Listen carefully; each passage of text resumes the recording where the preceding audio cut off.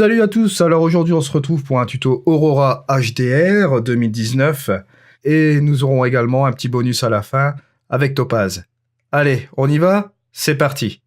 Alors pour commencer, j'ai pris 3 expositions que j'ai mis dans le programme Aurora. Il s'agissait d'une photo avec 7 expositions. Bon, bien sûr, je me suis dit qu'avec 3 expositions, ce serait largement suffisant pour Aurora. Alors on y va ici. L'atténuation de l'effet fantôme, bien sûr, on va l'enlever. Et on va se positionner forcément sur l'exposition du milieu.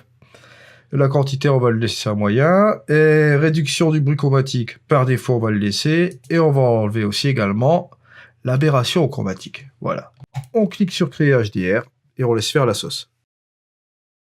Et voilà le travail. Aurora nous a fait du bon boulot. Vous avez tous les filtres ici. Vous cliquez sur afficher tout si vous voulez voir tous vos filtres. Je vous conseille de faire tout réduire. Allez, on va baisser un peu le Smart Tone pour assombrir un petit peu cette image. Et on va dégager peut-être un petit peu les ombres.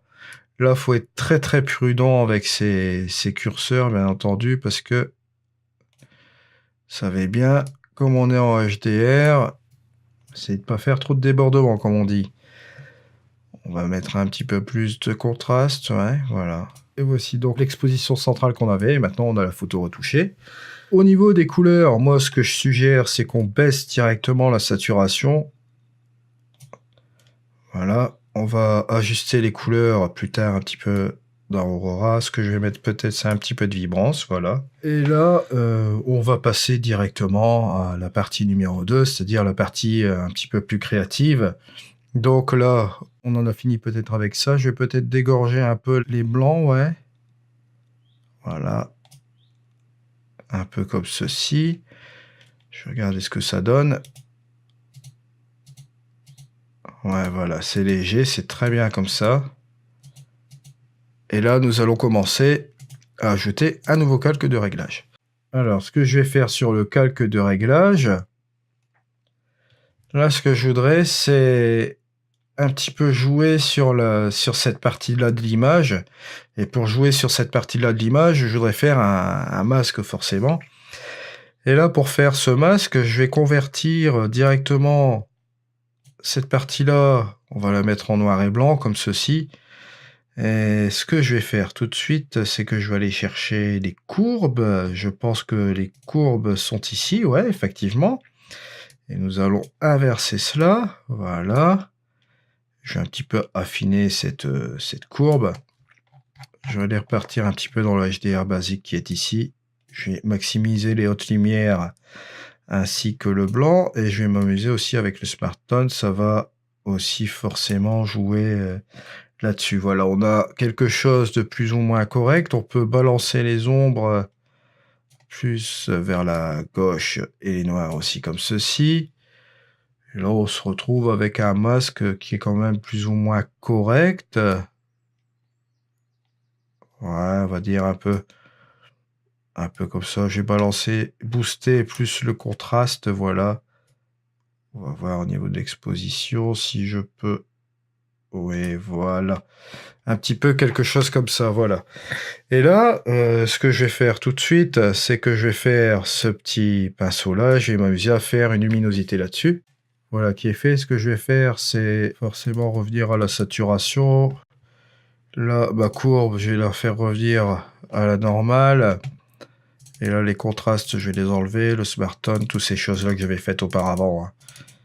Voilà. Et l'exposition, ouais, voilà. Et également comme ceci. Voilà, comme ça, on revient à l'image de base, mais on a notre masque ici de réglage. Et ce qui m'intéresse avec ce masque de réglage ici de luminosité que j'ai créé là, on va regarder tout de suite ce qu'on a généré, bien sûr, hein. Voilà, on a pris cette partie-là. Moi, je trouve ça bien. Si on veut enlever cette frange-là pour la netteté, on peut l'enlever aussi. Pourquoi pas également, mais bon, je vois qu'elle n'est pas vraiment gênante. Et là, ce que nous allons aller faire tout de suite, c'est ajouter de la clarté HDR. Vous allez voir. La structure intelligente par HDR, voilà, tout de suite, là.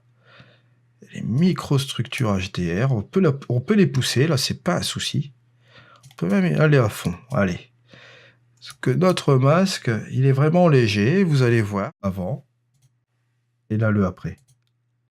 voyez cette puissance de masque de luminosité là, c'est la petite technique qu'on a employée dans Luminar 3. Ça marche vraiment très, très bien. Donc ici, on peut faire un autre masque de réglage. Bon, là, ici, ce que je vais faire, c'est une sélection des hautes lumières. J'aurais pu très bien inverser mon masque qui est ici, mais pour une question technique, je vais vous le montrer tout de suite. On va se mettre en pinceau là. Ce masque est sélectionné par partie. Il n'a pas pris les hautes lumières qui sont ici. Là, juste ici, il a pris seulement quelques parties là. Ça a été seulement fait par sélection. Il aurait fallu que je joue un petit peu sur ma brosse. Donc, je vais refaire un masque. De toute façon, ça prend pas beaucoup de temps pour mes hautes lumières qui sont ici, en évitant les parties qui sont là. Et là, nous allons aller directement sur notre calque de réglage. Nous allons inverser cette courbe, bien sûr, comme ceci. On va descendre la saturation pour avoir un noir et blanc. Voilà. Et là, cette fois-ci, ben, on va aller dans le HDR basique. On va booster, on va inverser l'exposition, voilà. Cette fois-ci, on va booster les ombres et les noirs, et on va baisser les blancs et les hautes lumières. Et on va un petit peu ajuster cela en décontrastant aussi l'image. Pourquoi pas jouer aussi avec... non, pas le Smart Tone. On va voir un peu ce qu'on peut faire à ce niveau-là. Voilà, c'est qui est mieux comme ceci. Voilà. On va ramener plus par là. Finalement, on va revenir un petit peu sur la normale comme ceci. Et on va peut-être jouer avec notre exposition. Ouais, pourquoi pas. Ah là, je sens qu'on sera bon. Plus ou moins comme ceci.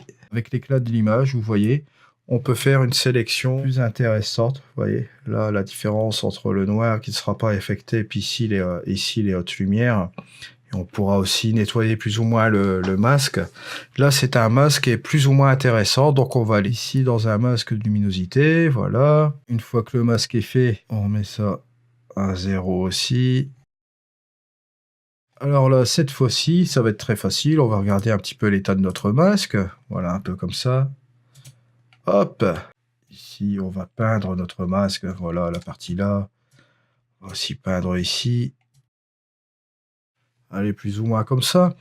Et là, cette fois-ci, là, on va directement agir avec notre éclat de l'image. Essayer de faire de la microstructure inversée, voilà, ouais. Allez, on peut jouer un petit peu encore sur cette couleur. Moi, je dirais que c'est assez sympa. Si on regarde un petit peu le avant et le après, on a un HDR là qui a beaucoup de détails. Là, on va agir sur un calque complet sur notre image. Sur notre couleur, je crois que je vais désaturer encore un peu.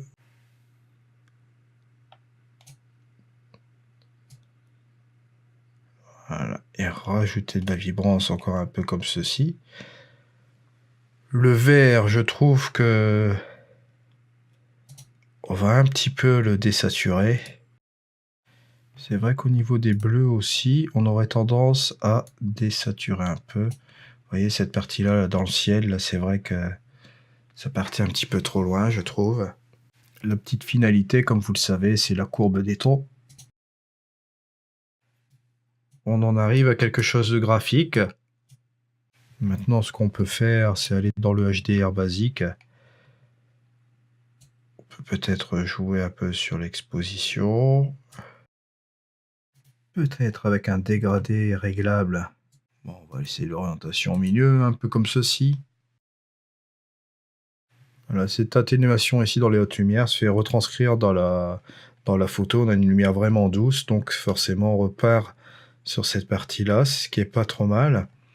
Donc je me demande si je peux pas rattraper peut-être avec un petit peu de contraste, mais bon, si je fais un petit peu de contraste, à moins d'utiliser bien sûr notre calque de réglage ici, je vais simplement copier ce masque, où je vais recoller ici. Allez. Voilà. Et là, cette fois-ci, je pense que... Voilà. On peut peut-être rajouter un peu de contraste. Voilà, juste un peu comme ça. Voilà, alors ici, on a notre image avant et après sur Aurora. Vous voyez un petit peu le changement, on a fait un changement d'ambiance. Petit chapitre bonus, on va aller directement dans, je vous le donne en mille, Topaz. Vous allez dans Plugin, vous faites Autre, et vous allez dans Topaz Studio. Et voilà, nous récupérons donc notre image. Ce que nous allons faire tout de suite, nous n'allons pas utiliser les ajustements pro. Je trouve que sur le HDR, Topaz remplit bien son rôle. Vous pouvez rectifier simplement les paramètres gratuits. Si on va dans Abstraction, voilà, on va mettre ceci.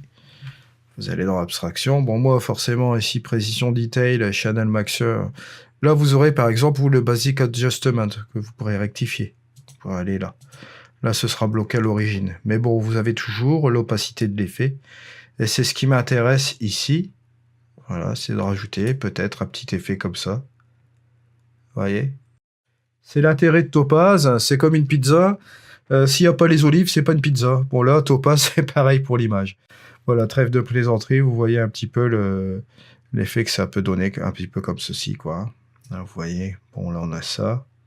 Là, vous lissez un petit peu l'image comme ceci, vous lui donnez un aspect encore plus graphique. Par exemple, ici, on peut rajouter aussi un autre effet comme ceci, regardez. Voilà, on peut même réduire un peu l'opacité. Il y a beaucoup de choses, hein. Vous avez de nombreuses choses dans Topaz.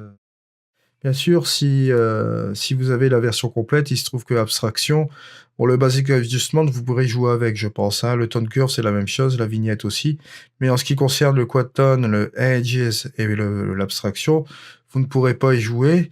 Vous jouez simplement avec l'opacité. On a la version Aurora. Si on met à 0,65, voilà, on a notre photo qui est ici. Ça fait vraiment notre image, plutôt. On peut appeler ça vraiment notre image. Donc voilà, c'était le tuto. Je vous conseille, quand vous avez fait un truc Topaz comme ça, c'est de faire le Save As. Vous sélectionnez en TIFF, voilà, comme ceci. Vous le laissez en 16 bits. Vous ne mettez pas de compression. Et là, vous allez sélectionner votre photo. Bon, là, Raw Pictures for Tuto, je vais laisser par définition là. Bon, enregistrer, voilà. Et là, je vais appeler le nom du fichier. Je vais appeler ça Digital Art. Voilà. Donc voilà, et après, ça fait Processing. Voilà qui est très bien. Donc ici, on arrive sur mon site internet. S'il est en anglais, n'hésitez pas à aller sur la page en français. Vous cliquez sur le FR, vous arrivez sur la page française. Je vous rappelle que Aurora, ici, HDR, vous pouvez toujours l'essayer gratuitement, ce qui veut dire que vous pouvez télécharger une version d'essai qui est valable pendant 1 mois. Donc ça, c'est très intéressant, ça vous permet d'essayer le logiciel. Amusez-vous, hein, c'est un lien affilié, je tiens à le préciser quand même, hein, question de transparence. Ici, comment dirais-je, vous avez aussi le Topaz Studio.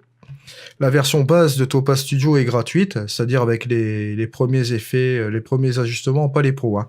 Les ajustements pro, vous pouvez les essayer gratuitement pendant 1 mois. Tous ces liens qui sont ici sont affiliés. Ça, c'est une question de transparence. Ça vous permet aussi également, si vous voulez un ajustement pro, d'obtenir 15% de réduction avec mon code Edikinol. Voilà. Vous avez aussi également un lien sur AirMagic, Luminar Flex, le Creative Clouds aussi. Comment dirais-je, le Topaz Sharpen AI, Gigapixel, Denoise et le JPEG Turo. Je vous rappelle qu'ils font aussi un pack là en ce moment. Le bon de 15% est valable aussi également sur ces ajustements-là. Et le fameux, bien sûr, Luminar 3. Donc, on se retrouve pour un prochain tuto. Allez, à plus!